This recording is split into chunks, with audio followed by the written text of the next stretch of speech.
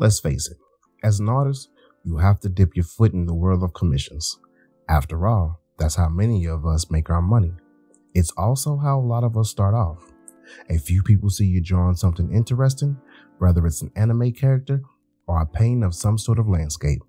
Either way, they like it, and the next infamous question is asked: can you draw me? What's going on, everybody? My name is Chris House, and in this video, I will be telling you why I hate commissions. So, let's begin. For me, since I was in the field of drawing people to begin with, I didn't mind drawing a few people for free. That was at least until I realized I could monetize my skills of drawing people. I could remember seeing the people at carnivals and amusement parks that sat there and drew people for hours upon hours. They seemed to make okay money for their time and skill, so I decided to take the leap and begin to charge people. I set up an Instagram page and began to post my drawings to lure people in. Little did I know what I actually was getting myself into. In the beginning, it actually wasn't that bad. The load was light, so I didn't have to rush. I was making decent money, so it was a little fun hobby. But as it started to quickly pick up steam, I realized I was in for a long time of disrespectful clients for years to come. I started in the field of caricatures. If you're unfamiliar with what a caricature is, they are a picture, description, or imitation of a person in which certain striking characteristics are exaggerated in order to create a comic or grotesque effect. So basically, I drew people in their likeness, not actually a realistic portrait. But even with that being stated in the description of my bio and what I actually explained to them before the commission was accepted, customers still would come back and say, "This doesn't look like me." Well, of course it doesn't look like you. It's not supposed to. It's only supposed to capture your likeness and to resemble who you are. And nor was that my style at the time. On top of that, people began to rush me, pressure me, and some even threatened me to finish their work faster. I tried to explain to them that doing artwork the way that I do took a bit of time. You can't spit these things out and expect good quality. On top of that, I had a full-time job that I was working 10 to 12 hours a day at. It became rather difficult to have 10 to 15 commissions all lined up and wanted their artwork within a week. I started to become drained, and drawing things I really didn't like began to make me not like drawing at all. I turned my passion into a business, then began to hate my passion. I would be lying to you if I didn't tell you that the money I was bringing in wasn't good, because it was. For a small self-run digital art business, I was making really good money. It easily paid a lot of my bills. I even got to meet and chat with some big name people that I never thought I'd be in contact with were DMing me about artwork. And that's when I decided I'll switch things up. What some people don't know about starting a new business is you have to come in at a lower price to attract customers to your product. So what traditionally may cost $50, you could charge $35 to force a potential client to at least look at your product.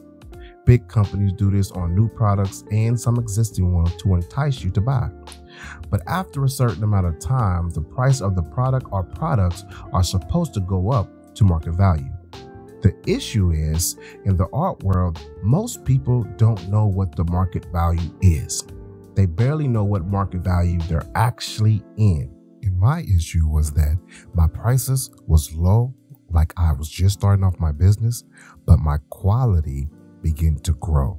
So I had to figure out how to offset the price with the quality. So after doing a bit of research on the market I was in, I was able to adjust my prices. But I also took in consideration that my work was in demand, so demand dictated my prices. More people want a limited or custom product, then prices go up.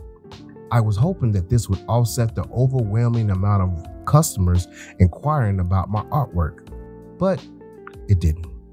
They still came and they still wanted the work done faster and faster. Some insisted they'll pay more if I could complete the same work. as if my pencil moved faster the more money you threw at me. So ultimately, I decided I had to be more precise about my pricing and the time it took to complete each custom piece. After the price adjustment and the time adjustment, I was smooth selling until this happened. A part of my process is I would always draw up a rough draft to show the client the progress of the work and to make sure that we're both on the same page. And if we are and they like it, then we continue the piece. If they weren't too excited about it, we'd go over some options to correct things. No big deal, right? Well, clients took advantage of this part of the process, and this was a big reason of why things would slow down. They would change things over and over and over again until the entire piece looked completely different. Now, I'm not complaining about this part because the customer should get exactly what they want, but I wasn't charging for the time that they were wasting.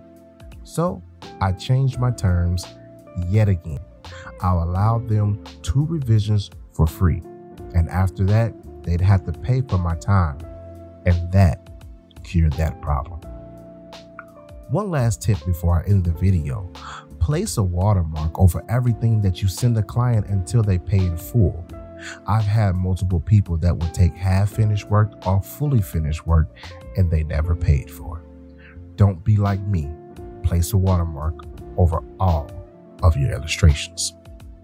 All in all, doing custom commissions can be fun and exciting. After all, you get to create something for someone that they will deem special. You get to capture moments and memories in ways that they can't themselves. Placing smiles on the faces of people is always and will always be my goal. There may be some bad apples that come to you for artwork, but for the most part, most people are fun and easy to work with. They come with these wacky ideas you may have never thought of, and it pushes your creativity and pushes you to become better. You meet some new people that could possibly become lifelong friends. You just never allow your passion to become something that you hate. Close your commissions at times. Take breaks to reset yourself, or just to do work that you enjoy. The world is a huge place. You'll never run out of people that want something custom from you. So don't burn yourself out and continue loving what you do. Hey, thanks for watching this video. I hope you enjoyed the content. If you did, hit the like button for me.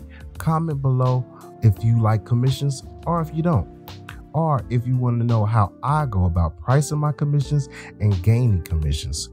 If you're not already subscribed to the channel, hit the subscribe button. Let's navigate the world of art and social media together. Until next time, YouTube, live, love, and create.